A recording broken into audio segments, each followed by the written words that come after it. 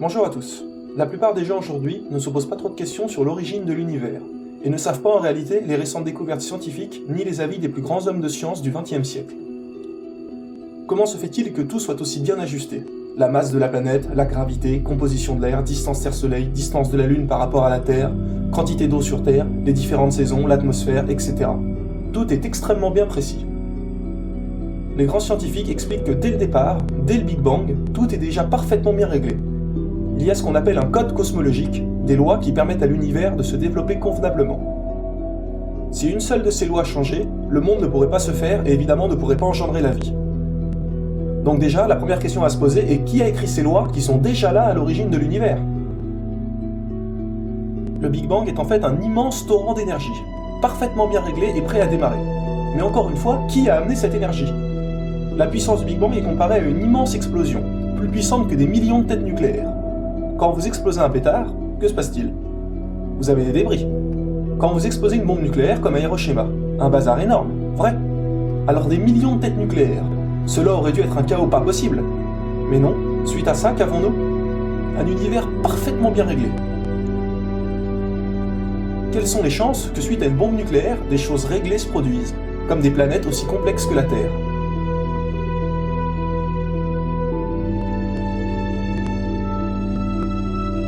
Si par exemple la vitesse de rotation de la Terre était différente, cela changerait le cycle jour-nuit, et celui-ci ne doit pas être trop long.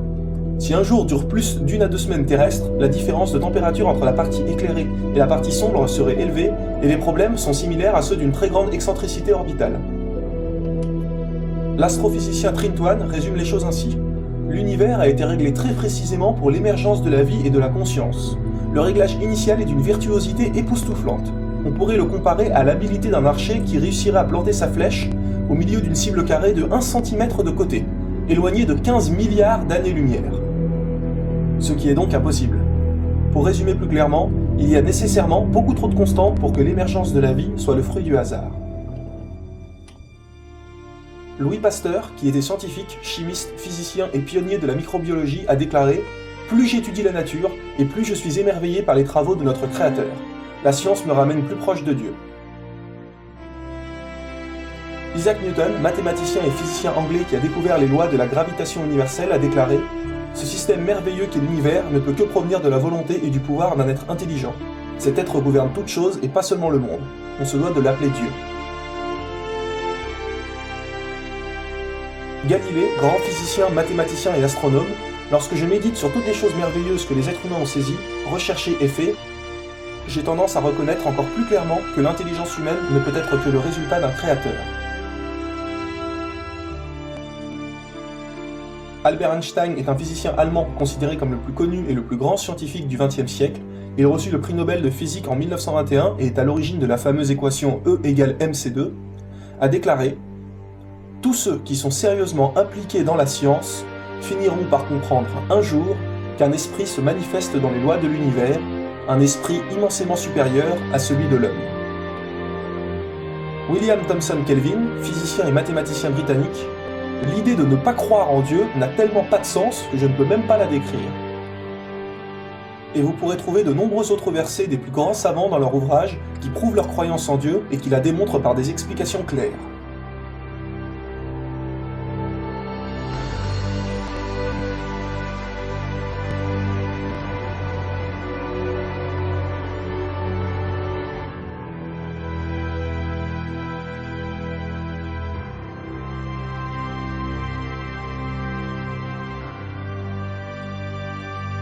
Ne vous êtes-vous jamais posé la question, comment le premier organisme vivant est-il apparu sur Terre ?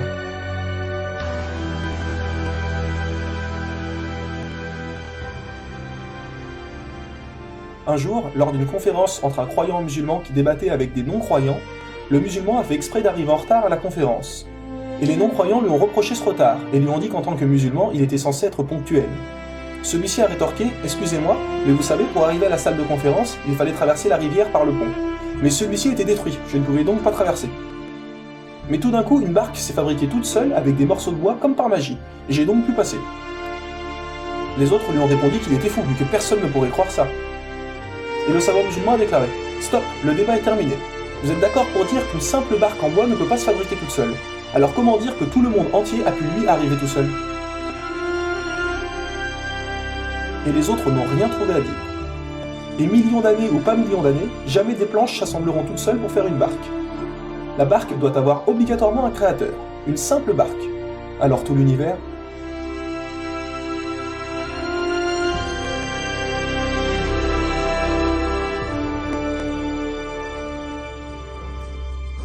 Toutes les récentes découvertes, les preuves scientifiques s'accordent de manière inéluctable et incontestable en faveur de l'existence d'un créateur, et l'authenticité ainsi que la véracité du Coran.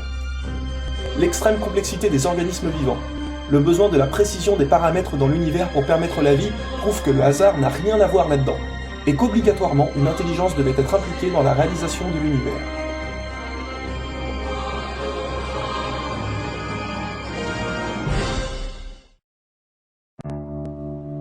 Connaissez-vous Michael Hurt? Cet homme a travaillé pour la NASA et est maintenant professeur d'astronomie et de physique. Celui-ci a publié un livre il y a quelques années qui se nomme « Les 100 personnes les plus influentes de l'histoire ». Vendu à plus de 30 millions d'exemplaires à travers le monde, son ouvrage a été traduit en 15 langues différentes. Savez-vous qui a-t-il placé en premier? Le prophète Mohammed.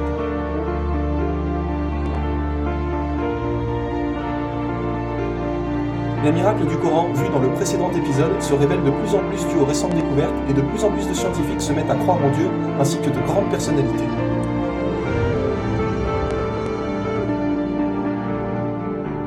Je vais vous faire découvrir un autre exemple de miracle découvert récemment. À plusieurs reprises dans le Coran, le nom de Haman est inscrit. Haman était un des architectes de Pharaon en Égypte à l'époque du prophète Moïse. Il est inscrit à un moment que Pharaon demanda à Haman de lui créer une tour. Est-ce que le prénom de Haman apparaît dans la Bible? Oui, il apparaît. Est-ce que le fait que Haman fabrique une tour est aussi inscrit dans la Bible? Oui, c'est aussi mentionné. Sauf que dans la Bible, il est dit que Haman ne travaille pas pour Pharaon comme il est noté dans le Coran, mais pour un roi qui s'appelait Assuérus, à Babylone. Donc, les savants catholiques du XVIIe siècle se sont intéressés à ça et ont dit « Ça y est, on a trouvé une erreur dans le Coran. Regardez, ça ne correspond pas. Il parle de l'Égypte alors que c'est à Babylone que Haman a construit une tour, et 1000 ans après Pharaon. Vous voyez que le Coran possède une erreur. » Ces savants pensaient en fait que Mohammed avait copié la Bible et qu'il avait confondu Pharaon au roi Assuérus. Mais voici ce qui est vraiment intéressant. Le déchiffrement des hiéroglyphes fut réalisé en 1799. Avant cela, personne ne savait les lire. Depuis environ 2000 ans avant le prophète Mohammed, le langage des hiéroglyphes avait disparu. Celui-ci a été découvert par des savants allemands et français, ce qu'on appelle l'égyptologie. L'historien et savant Maurice Bucaille, qui s'intéressait à l'islam, a été voir ceux qui ont déchiffré les hiéroglyphes en Allemagne pour essayer de résoudre ce problème de Haman, inscrit dans le Coran et dans la Bible. Maurice Bucaille a donc demandé aux Allemands « Avez-vous trouvé un Haman ?» Ils ont répondu que oui, il y avait un ministre de Pharaon qui s'appelait Haman et qui avait fabriqué une tour. Maurice Bucaille leur a dit que c'était inscrit dans le Coran. Et ils ont répondu que c'était impossible, car au temps du prophète Mohammed, personne n'avait accès à ces informations et ne savait déchiffrer les hiéroglyphes. Avant l'an 1799, c'était quelque chose que les gens ne savaient pas. Excepté qui? Qui le savait? Le messager de Dieu. Et depuis le déchiffrement des hiéroglyphes, ceci est inscrit dans de nombreux livres historiens sur l'Égypte. Les chrétiens se sont rendus compte que c'était la Bible qui était invalide et non le Coran. Encore une preuve évidente que celui-ci est venu corriger les erreurs des précédents livres qui ont été modifiés par les humains, et qu'il ne possède aucune erreur.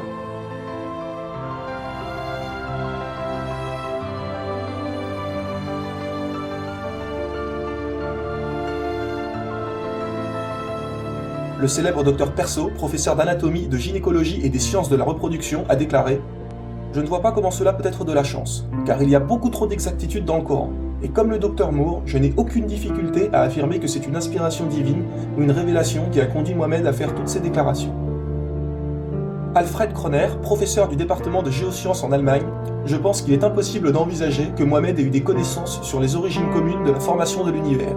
Parce que les scientifiques n'ont accédé à ces découvertes qu'au cours de ces dernières années, et cela n'a été possible que grâce à des moyens et à des méthodes extrêmement compliquées et techniquement très avancées. À mon avis, une personne qui ignorait tout de la physique nucléaire il y a 1400 ans n'était pas en mesure de découvrir d'elle-même que la Terre et les cieux avaient les mêmes origines. Les autres nombreuses découvertes scientifiques sur l'ADN, les barrières sous l'eau, l'anatomie des animaux, les couches terrestres, etc., qui sont mentionnées dans le Coran, se révèlent être tous vrais sans aucune erreur. Dieu nous dit dans le Coran, chapitre 41, verset 53, « Nous leur montrons nos signes dans l'univers et en eux-mêmes, jusqu'à ce qu'il leur devienne évident que c'est la vérité. » Ou bien encore, « Nous vous exposons les preuves pour ceux qui savent. Et Dieu nous demande à maintes et maintes fois d'utiliser notre raison et de réfléchir. Ne raisonnez-vous donc pas? Êtes-vous donc dépourvu de raison? Mais pourtant, certaines personnes refusent encore de croire. Vous croyez-vous immortel? Vous n'êtes donc jamais allé à un enterrement? Ne vous êtes-vous jamais dit, en voyant quelqu'un dans une tombe, un jour, ce sera moi? Dieu nous a dit, toute âme goûtera à la mort. Croyez-vous vraiment que la vie sur Terre, c'est juste se marier, gagner un peu d'argent, se payer une belle maison, une belle voiture, puis on meurt et ça s'arrête là? Pensiez-vous que nous vous avions créé sans but, et que vous ne seriez pas ramenés vers nous? Mais c'est seulement au jour de la résurrection que vous recevrez votre entière rétribution. Il y a des choses à savoir, mais pour la plupart des gens, quand on leur en parle, ils répondent « Je n'ai pas le temps, j'ai pas que ça à faire.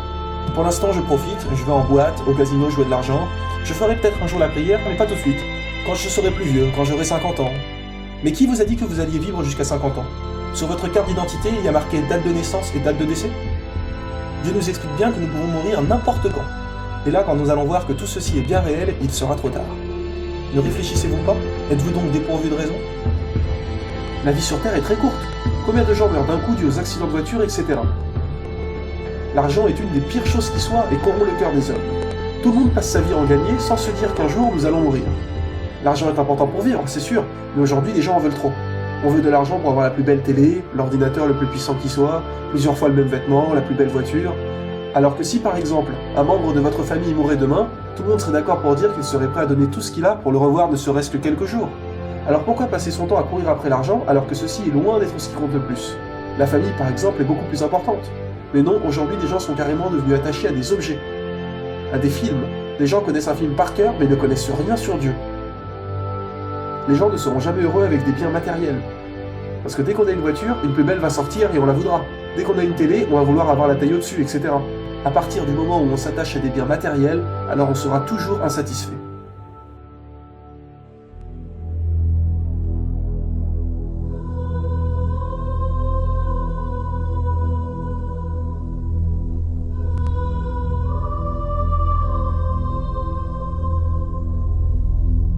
Le prophète Mohammed a dit « Donnez à un homme une montagne d'or, la première chose qu'il voudra, c'est en avoir une deuxième. » Alors qu'il nous a mis en garde sur l'inutilité des biens matériels le jour du jugement. Quand quelqu'un meurt, ses biens matériels, sa famille, tout ceci repartent après l'enterrement. La vraie seule chose qui reste est ses actes qu'il a réalisés dans sa vie. Le prophète a dit « Personne n'est meilleur qu'un autre, excepté dans le comportement. » Croyez-vous que votre écran télé ou votre richesse sera utile devant Dieu? Il vous jugera selon votre comportement et justement ce que vous avez fait de votre argent. L'avez-vous vraiment utilisé utilement? Aider des gens dans le besoin? Ou vouloir avoir des vêtements de marque pour frimer? Seulement au jour du jugement, il n'y a plus de riches ou de pauvres. Au jour de la résurrection, nous placerons les balances exactes. Nulle âme ne sera lésée en rien. Cette vie sur Terre est un test, un simple examen. Et quand on passe un examen, qu'est-ce qui compte? Le résultat, non? Quand vous passez votre bac, vous vous en fichez en réalité des questions. Ce qui compte, c'est de l'avoir ou de pas l'avoir. Eh bien, la vie sur Terre, c'est exactement la même chose. Dieu nous demande juste de ne pas tuer, de ne pas faire de mal, de faire ce qu'il nous demande et c'est tout. Il n'y a rien de si difficile. Mais non, les gens veulent boire, fumer, faire n'importe quoi. Cette vie n'est qu'une illusion, ce n'est pas le plus important. Et la vie présente n'est qu'un objet de jouissance trompeuse.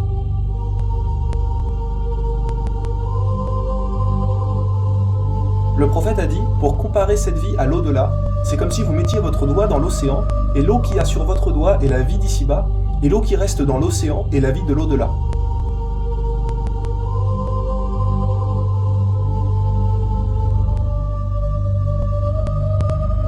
Dieu nous explique qu'il nous a enjolivé les choses ici, l'argent, les femmes, etc. Ceux qui ne veulent pas croire ne se rendent pas compte qu'ils se font piéger. La meilleure technique du diable, c'est de nous faire croire qu'il n'existe pas lui-même. Car si le diable n'existe pas, les gens se disent que Dieu n'existe pas non plus.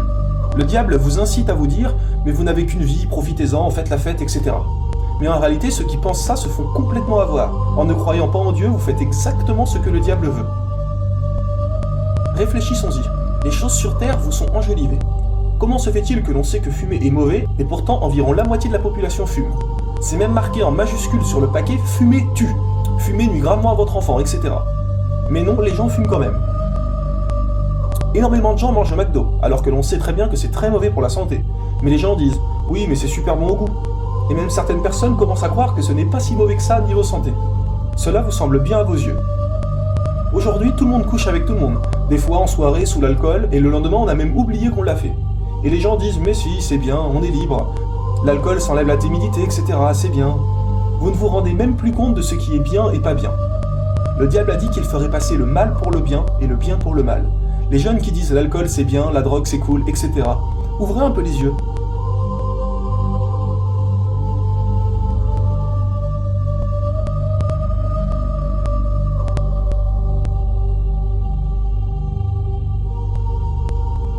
Ne réfléchissez-vous donc pas? Êtes-vous donc dépourvu de raison? Aujourd'hui, les gens ne prennent même plus le temps de faire les choses qui sont vraiment importantes. Des choses toutes simples, telles que manger par exemple.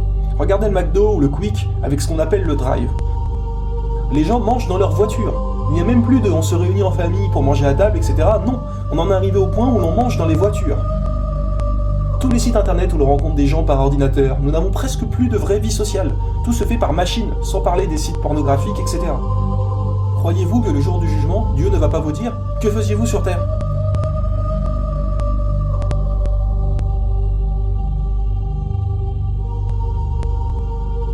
Quand vous vous rendrez compte de tout ça, vous demanderez à Dieu de vous renvoyer sur terre pour faire tout ce qu'il a demandé. Mais il sera trop tard. On vous dira que l'on vous a déjà envoyé des prophètes comme avertisseurs, des livres pour vous guider. Mais non, vous n'avez rien voulu entendre. Pour vous, ça aura été « Non, je fais ce que je veux ». Ce qui est très exactement ce que veut le diable.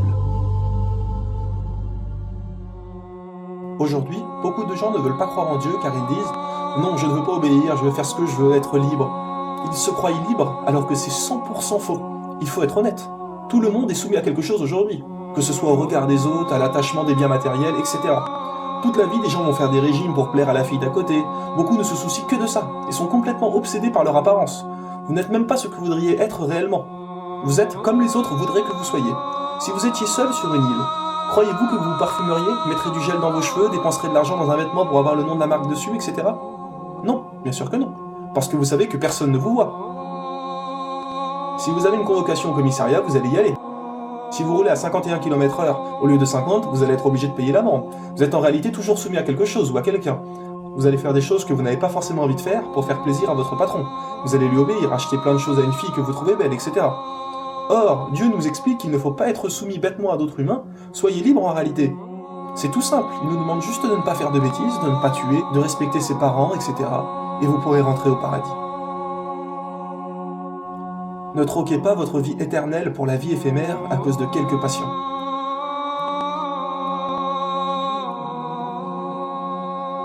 Si tous les gens croyaient en Dieu, il n'y aurait plus de meurtres, de viols, de pauvres. Ne voyez-vous pas qu'il y a des choses bizarres dans ce monde? Parce que justement, tout tourne autour de l'argent. Voilà votre Dieu, l'argent. La médecine évolue de plus en plus, n'est-ce pas? Alors il devrait y avoir de moins en moins de malades, non? Alors comment se fait-il qu'au contraire, de plus en plus de maladies se développent? Cancer, tumeurs, sida, etc. Il n'y a jamais eu autant de maladies mortelles qu'aujourd'hui. Aujourd'hui, les statistiques disent qu'un enfant sur deux aura un cancer, surtout dû à la malnutrition.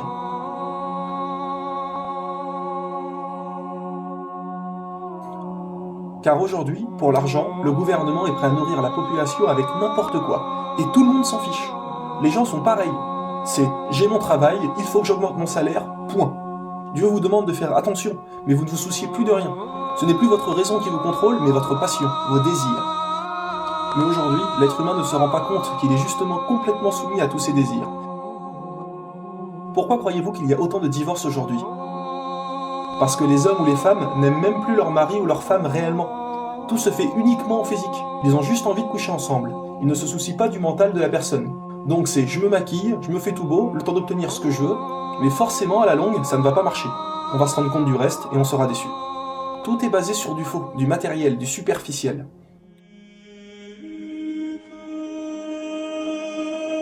Dieu nous explique que l'être humain peut être mieux qu'un ange ou pire que les animaux. Voilà pourquoi. Les anges sont obligés d'obéir à Dieu, ils sont intangibles, ils suivent leur raison quoi qu'il arrive. Les animaux, eux, suivent leur passion. Si par exemple un chien voit un chat dans la rue, le chien va lui courir après et traverser la route sans même regarder s'il y a une voiture. L'animal ne réfléchit pas, c'est son instinct qui le dirige, sa passion. Or l'être humain a les deux, lui. Il peut suivre ou sa raison ou sa passion. Donc s'il fait du bien et ne suit pas ses passions comme coucher avec tout le monde ou faire n'importe quoi, alors il sera mieux qu'un ange, car il avait la possibilité de faire le mal, contrairement à un ange, mais il ne l'a quand même pas fait. Mais si, comme beaucoup de gens, il fait tout ce qui lui plaît, boit énormément d'alcool, fume, etc., sans utiliser sa raison, il sera pire qu'un animal, car il avait la possibilité de réfléchir. Il a une conscience, mais non, il sera complètement soumis à ses désirs. Et c'est le problème de beaucoup d'êtres humains. Ils sont complètement soumis à leur passion. Pour voir un film ou pour coucher avec une fille, ils sont prêts à parcourir des kilomètres et des kilomètres si cette fille habite loin. Mentir à leur femme juste pour coucher avec une autre. Ils ne se soucient même pas des conséquences et mettent toute leur vie de couple en péril.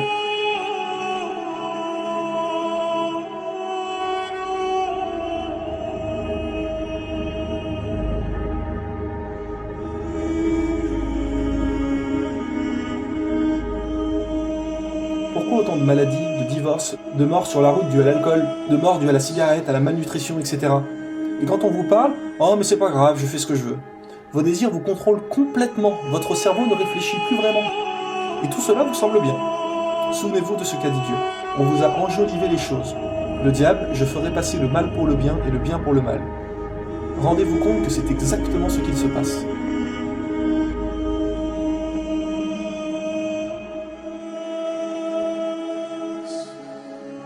Beaucoup de gens sont vraiment comme des animaux. Remarquez le bétail. Quand par exemple une voiture passe, ils ne réagissent pas. Ils n'ont aucune idée de ce qu'il se passe autour d'eux. Avez-vous déjà vu les jeunes d'aujourd'hui jouer à des jeux vidéo? On pourrait les comparer à des zombies, n'est-ce pas? Avec les Game Boy, consoles, téléphones, peu importe ce qu'il se passe à côté, ils sont à fond dessus. La maison pourrait brûler, ça ne changerait rien. On leur parle, ils ne réagissent pas, comme du bétail. Mais eux, les animaux, sont naturellement comme ça, alors que les humains, nous sommes dotés d'intelligence, de réflexes, de conscience. Mais non, pire que des animaux. Les gens peuvent passer des heures à regarder des films, mais à faire une prière, non. Le temps d'une prière dure même pas 5 minutes, alors qu'un film dure 1h30. Arrêtez de dire que vous n'avez pas le temps. Qu'allez-vous dire à Dieu le jour du jugement? Si par exemple il vous dit « Bah alors, c'était l'heure de la prière là, pourquoi ne l'as-tu pas fait ?» Vous allez lui répondre « Désolé, c'était téléfoot, je voulais voir les résultats du match. » Ou alors « Je terminais ma partie sur l'ordi, il me restait 3 monstres à tuer, je pouvais pas me permettre d'arrêter sinon j'allais être game over ?» Réfléchissez un peu à ces choses-là. Qu'allez-vous dire?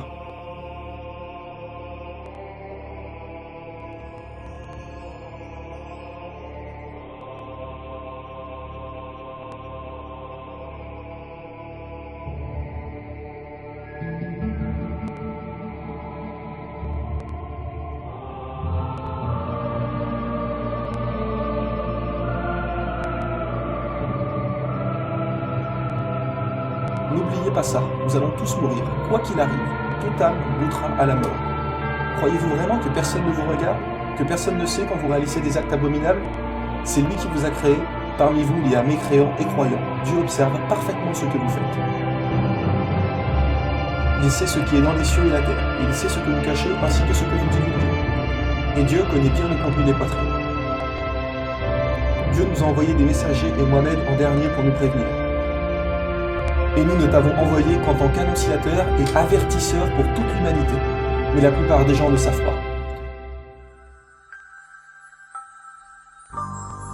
Ne raisonnez-vous donc pas? Mais non, vous n'avez rien voulu savoir. Vous avez préféré vos jeux vidéo, vos paquets de cigarettes, vos bouteilles d'alcool, ou tous vos petits loisirs éphémères. Mais un jour, il faudra bien assumer. Pour terminer, je vais vous dire une partie du dernier sermon de notre bien-aimé prophète. Voici donc ce qu'il a dit. Ô peuple, écoutez-moi attentivement, car je ne sais pas si après cette année-ci, je serai encore parmi vous. Donc écoutez ce que je vous dis avec beaucoup d'attention. Ne blessez personne afin que personne ne puisse vous blesser. Souvenez-vous qu'en vérité, vous rencontrerez votre Seigneur et qu'effectivement, il vous demandera compte de vos actes. Dieu vous a défendu de pratiquer l'usure, de prendre de l'intérêt. Donc obligation d'intérêt sera dorénavant abolie. Méfiez-vous de Satan. Pour le salut de votre religion, il a perdu tout espoir de vous égarer par les grands péchés. Alors faites attention de ne pas le suivre dans les petits péchés. Vous savez que chaque musulman est le frère d'un autre musulman. Vous êtes tous égaux. Un arabe n'est pas supérieur à un non-arabe, et un non-arabe n'est pas supérieur à un arabe. Un blanc n'est pas supérieur à un noir, et un noir n'est pas supérieur à un blanc. Aucune personne n'est supérieure à une autre, excepté en piété et en bonne action. Souvenez-vous, un jour vous vous présenterez devant Dieu, et vous répondrez de vos actes. Donc prenez garde, ne vous écartez pas du droit chemin après ma mort. Ô peuple, aucun prophète ou apôtre ne viendra après moi, et aucune nouvelle foi ne naîtra. Raisonnez bien donc, ô peuple, et comprenez bien les mots que je vous transmets. Je vous laisse derrière moi 2 choses, le Coran et mon exemple, la Sunna. Et si vous les suivez, vous ne vous égarerez jamais. Sois témoin, ô Dieu, que j'ai transmis ton message à ton peuple.